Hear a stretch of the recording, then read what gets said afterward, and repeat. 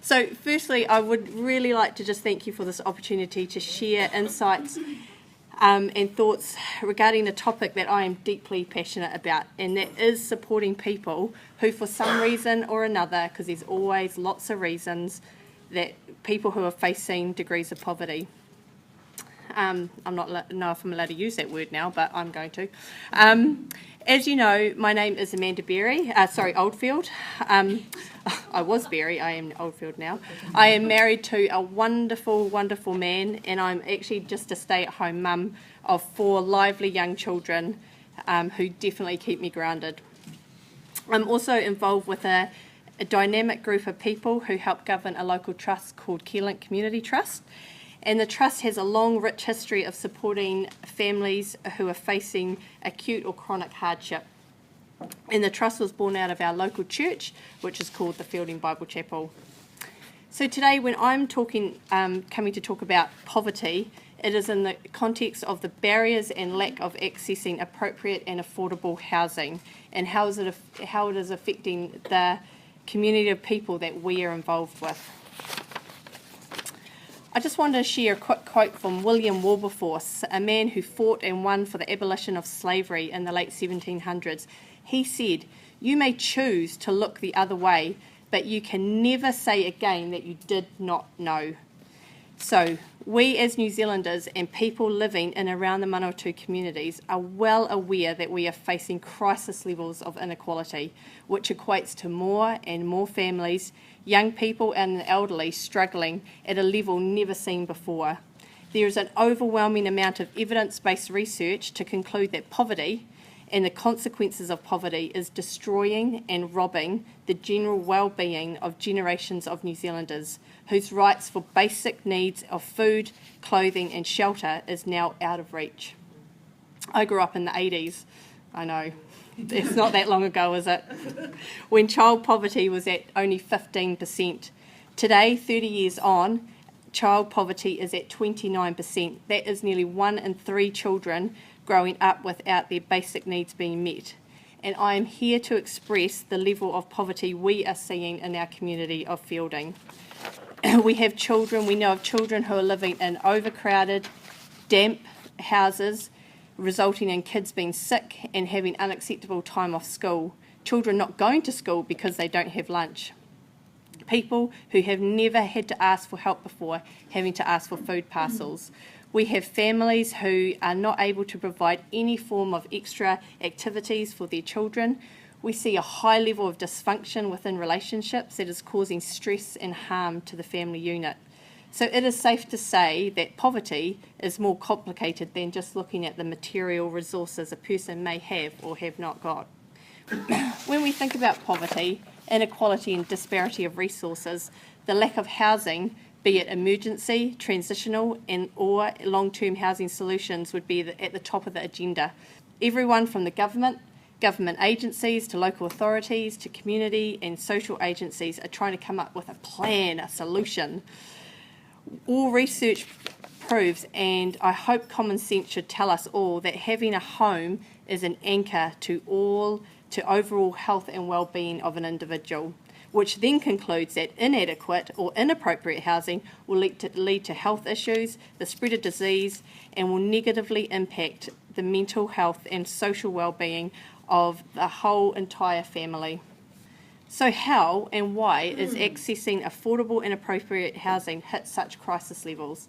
Well, there are many complicated reasonings, from the policies to politics, social changes, to the inequality gap becoming much bigger, to higher demand in houses, to increased rent with little increases in wages. So we really could go on and on and on. We could also debate the reasoning, and I'm pretty sure we'll all come back to the same point, that having approximately 4,800 households on social waiting lists and over 340,000 New Zealanders who are considered to be living in severe housing deprivations, and with families living in motels, cars, tents, caravan parks, is an absolute outrage. And if not addressed quickly but thoughtfully, we'll see generations of New Zealand's human rights and quality of life damaged, and dare I say maybe permanently. So I'd just like to read a couple of bits from news articles taken from the Manawatu Evening Standard, just in case anyone thinks this may be just an Auckland or Christchurch issue. The Palmerston North Mayor calls emergency housing meeting. The pressure on Palmerston North emergency housing is out of control, and the Mayor has called an emergency meeting to assess the situation. Women's Refuge Manager Danielle Berry said numbers of women needing emergency shelter has been increasing in recent years.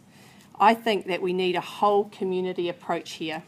There are lots of issues that homeless people are facing. The next one of the worst years for housing problems, says Union. In the meeting, Manawatu Union Coordinator Kevin Riley said this year has been one of the worst years he has ever seen in housing problems in the city. He said issues range from people having problems with landlords and high rents to others in desperate need of social or emergency housing.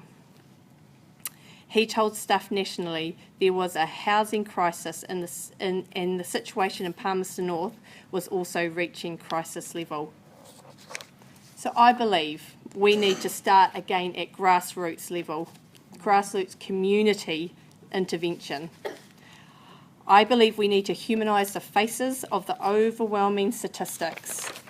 I believe that community needs to take, that we as community actually need to take the lead on deciding how to support and engage with people who are facing barriers to housing.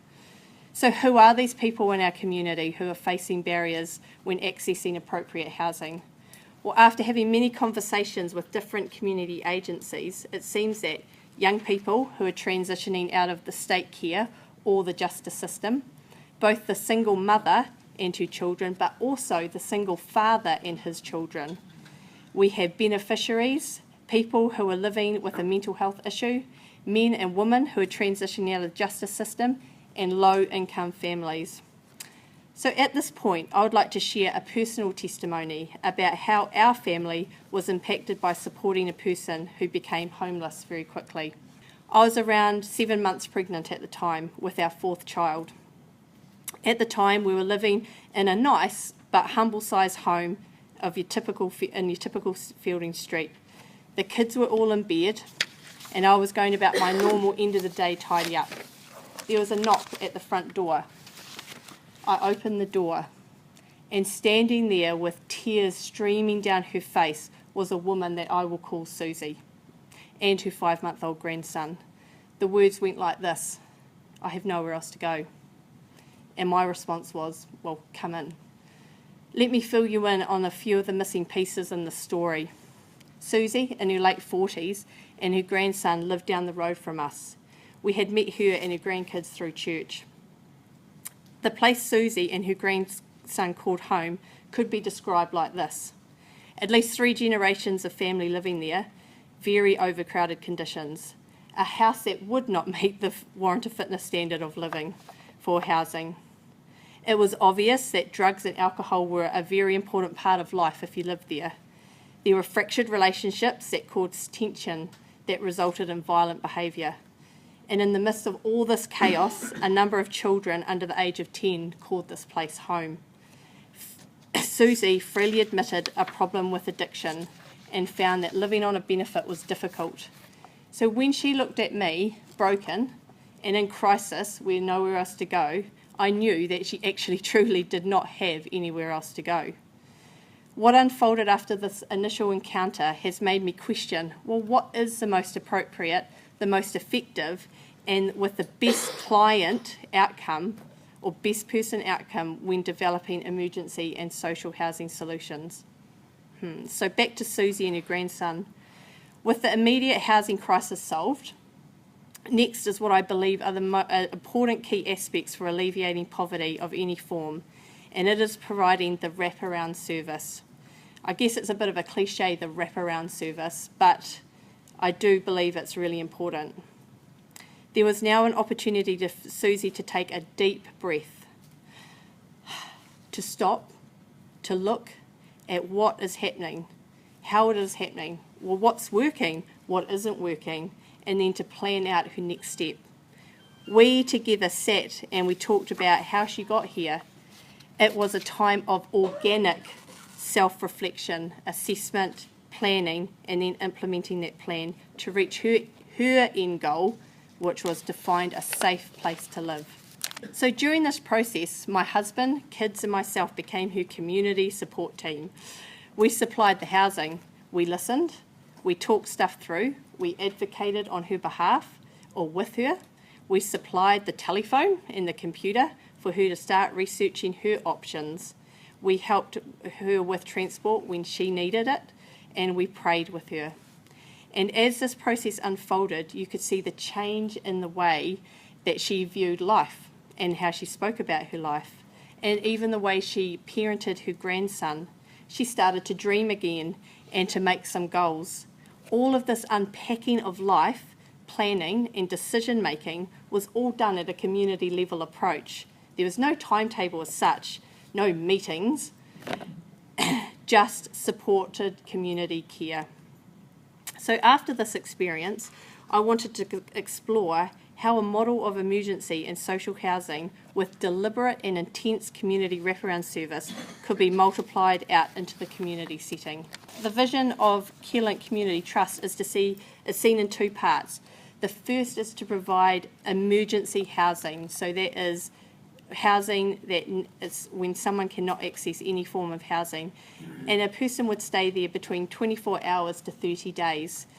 And we're focusing at this stage for women and her children who cannot access short-term or long-term housing. The goal would be to assess the level of housing need, and from this assess the barriers that are limiting finding long-term houses, such as obviously what we've all talked about, mental, emotional, financial, physical and spiritual barriers. From the assessment of housing needs, an individual client focused care plan would be developed. A community support worker would be matched to that woman and her child, and the community support person would advocate, support and walk alongside and be that community connection. Secondly, Carelink Community Trust will have vision to supply families with transitional housing solutions between like that 3 to 12 months, which provides a family-focused care plan, wraparound service and a community support person with the goal of permanent or long-term housing solutions found for that family. So at the present time, Carelink Community Trust is having conversations with Manawatu Community Trust, looking at how Manawatu Community Trust could invest into housing, while community agencies such as Carelink Community Trust could provide the wraparound client-focused care, which has brought us to this point. We obviously need houses of different types. Unfortunately, Feilding, much like other areas, are facing increased demand in house sales, which is causing a sharp increase in house prices. So we need local investors. People who want a return for their investment, because I believe that's really important, that people get something for their investment, but have a social conscience attached to that investment, so can see the long-term benefits of investing in this kind of, We, as local community, need to look outside the box, like approaching local council about council land that may be vacant and available to build on or transport homes onto.